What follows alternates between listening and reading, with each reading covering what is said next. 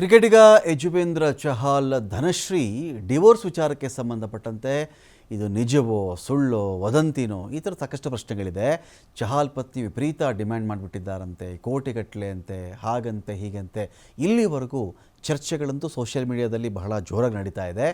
ಚಹಲ್ ಪತ್ನಿ ಧನಶ್ರೀ ಡಿಮ್ಯಾಂಡ್ ಮಾಡಿರೋದು ಏನು ಹಾಗಾದರೆ?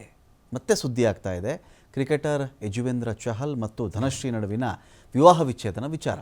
ಆಲ್ರೆಡಿ ಡಿವೋರ್ಸೇ ಆಗಿಬಿಟ್ಟಿದೆ. ಚಹಲ್ ಕೋಟಿಗಟ್ಟಲೆ ಹಣ ಕೊಟ್ಟುಬಿಟ್ಟಿದ್ದಾರಂತೆ, ಅಷ್ಟು ಡಿಮ್ಯಾಂಡ್ ಮಾಡಿದ್ದಾರಂತೆ.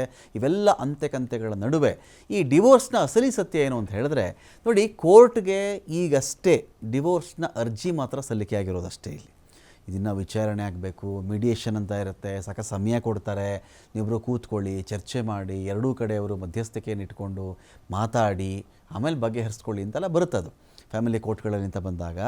ಕೋರ್ಟ್ಗಳಲ್ಲಿ ಇನ್ನೂ ಕೂಡ ವಿಚಾರಣೆ ನಡೀತಾ ಇರ್ತಕ್ಕಂಥ ಕೇಸಿದು. ಈ ಬಗ್ಗೆ ಧನಶ್ರೀ ಪರವಾಗಿ ವಕೀಲೆ ಅದಿತಿ ಮೊಹೋನಿ ಸ್ಪಷ್ಟನೆ ಕೊಟ್ಟಿದ್ದಾರೆ. ಇಲ್ಲಿ ಕೆಲವೊಂದಿಷ್ಟು ಕಡೆ ದಾರಿ ತಪ್ಪಿಸ್ತಕ್ಕಂಥ ಕೆಲಸ ಕೂಡ ಆಗ್ತಾ ಇದೆ ಇದೊಂದು ಆರೋಪವನ್ನು ಮಾಡಿದ್ದಾರೆ.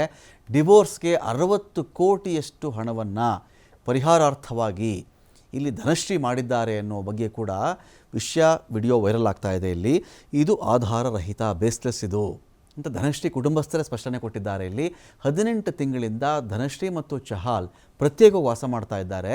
ಹೊಂದಾಣಿಕೆಯ ಸಮಸ್ಯೆಯಿಂದ ವಿಚ್ಛೇದನಕ್ಕೊಂದು ಅರ್ಜಿ ಹಾಕ್ಕೊಂಡಿದ್ದಾರೆ. ಇದಕ್ಕೆ ಬೇರೆ ರೆಕ್ಕೆ ಪುಕ್ಕಗಳೆಲ್ಲ ಬಂದುಬಿಟ್ಟಿವೆ ಅಂತೇಳಿ ಅವರು ಹೇಳಿದ್ದಾರೆ.